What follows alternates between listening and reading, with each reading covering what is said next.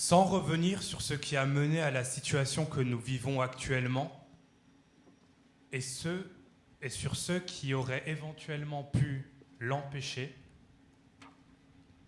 rappelons que la gestion de l'épidémie de Covid-19 en 2020 en Belgique s'est traduite, entre autres, par 2 grandes périodes de confinement.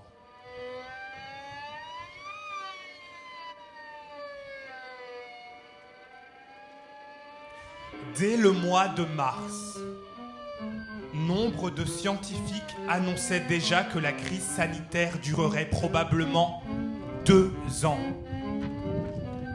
Jusqu'à ce que le virus disparaisse ou que soient trouvés les moyens médicaux pour le soigner ou s'en prémunir.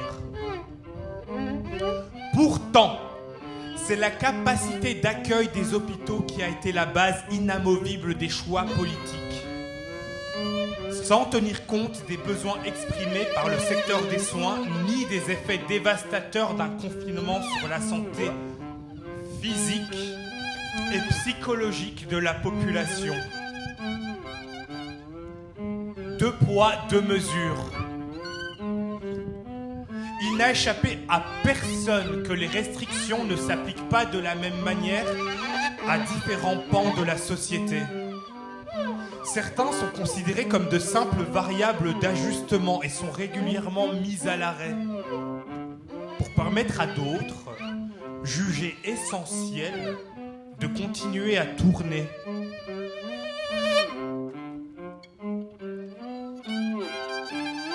Pendant le premier confinement, 1/3 de la population active a continué de se rendre au travail.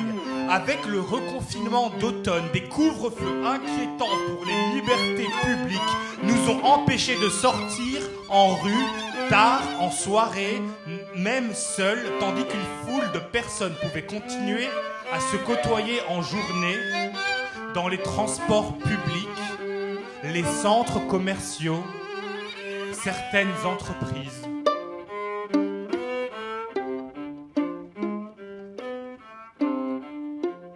Dans le secteur de la culture, des protocoles stricts ont été appliqués dès le mois de juin et constamment renégociés, pesant lourdement sur la capacité d'accueil et donc souvent sur la survie économique des lieux concernés,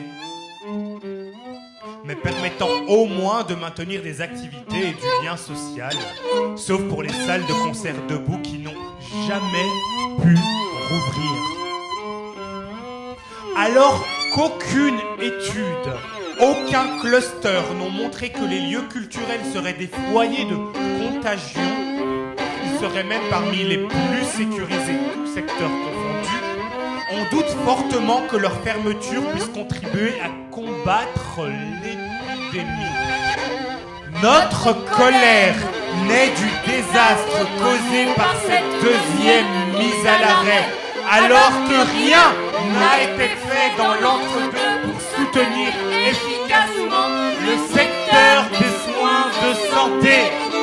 Cela fera bientôt 1 an que nous vivons sous le régime d'un confinement à géométrie variable qui privilégie de fait les géants de la distribution au détriment de l'économie locale, qui institue des habitudes virtuelles qui marqueront notre société pour longtemps, qui prend le parti de préserver la productivité et le temps salarié plutôt que le temps social et culturel, sans prendre en considération la misère psychique et morale qu'entraînent les carrières ruinées, les métiers perdus, le lien social réduit à néant ou presque, le désespoir des personnes âgées, isolées ou enfermées dans les maisons de retraite ou en maisons de repos, car tout n'est pas question d'argent. Nous refusons de continuer à vivre dans un cycle répétitif de confinement ciblé qui met en sourdine la vie sociale, pédagogique, culturelle, associative, sportive Il faut arrêter d'arrêter à tout va, sortir d'une vision à court terme, d'une opposition infernale entre confinement ou hécatombe, d'une politique dictée essentiellement par les courbes et leur interprétation anxiogène des décisions autoritaires et arbitraires qui mettent à mal l'avenir de notre société d'une manière plus définitive que la pandémie actuelle. Ces choix n'ont rien d'une fatalité. Il existe d'autres manières de faire face à une épidémie. Vivre avec le virus, vivre avec le virus, vivre avec le virus, vivre avec le virus, vivre avec le virus, c'est repartir le poids des mesures sur l'ensemble de la société.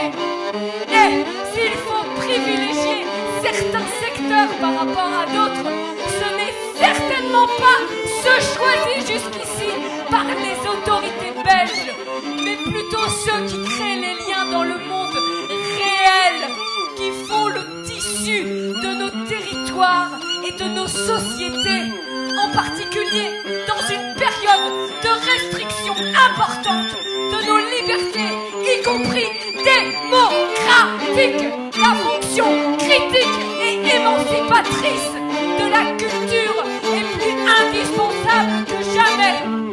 Toutes les activités et tous les espaces de rencontre, de partage, de dialogue et de débat sont essentiels à la vie sociale et à toute vie humaine et doivent revenir au centre des préoccupations.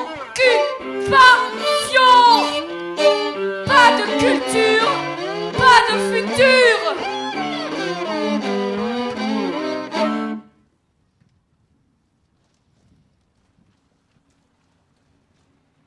Still standing for culture.